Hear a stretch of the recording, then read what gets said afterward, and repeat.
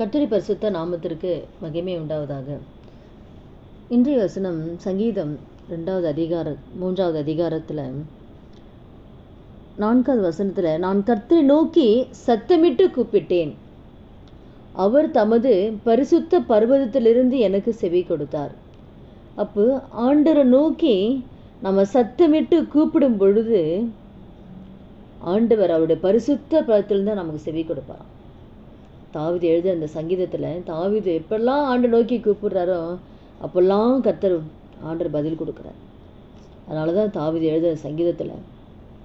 அப்போது நம்முடைய வாழ்க்கையில் கூட ஆண்டரை நோக்கி சத்தமிட்டு நாம் கூப்பிடும் பொழுது அவர் பரிசுத்த பர்வதத்திலிருந்து ஆண்டு நமக்கு செவி கொடுப்பார். என்னென்ன காரியத்துக்காகலாம் நீங்கள் ஆண்டரை நோக்கி சத்தமிட்டு கூப்பிடுறீங்களோ, உங்கள் இருக்கிற பாரங்கள் எல்லாவற்றையும் ஆண்டோட சமூகத்தில் ஊற்றி ஆண்டரை நோக்கி கூப்பிடுங்க. சத்தமிட்டு கூப்பிடும் பொழுது அவர் உடனே ஆண்டர் பதில் கொடுப்பார்.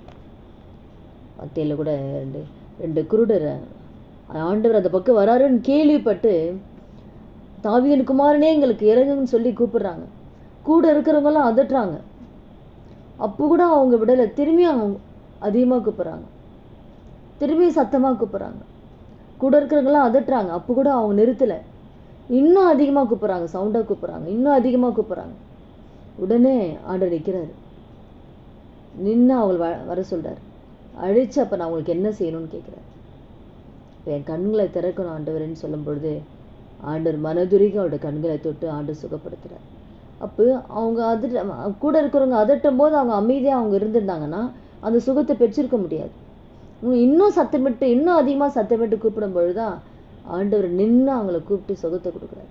இந்த நாளில் கூட நம்ம சத்தமிட்டு கூப்பிடலாம். சுற்றி இருக்கிற காரியம் பார்க்கக்கூடாது.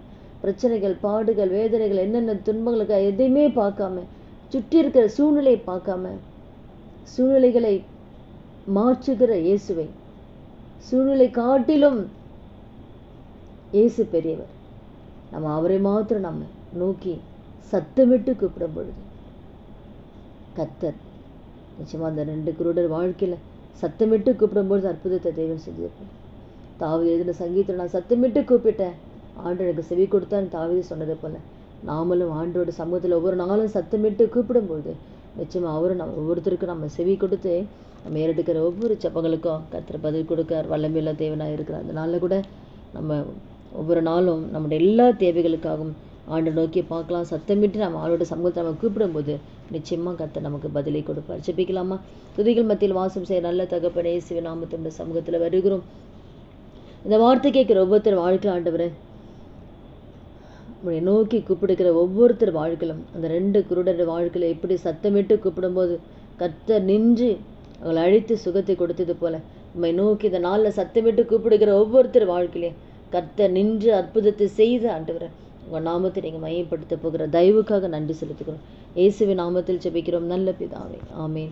கர்த்தர் நாமத்துக்கு மகிமை உண்டாவதா.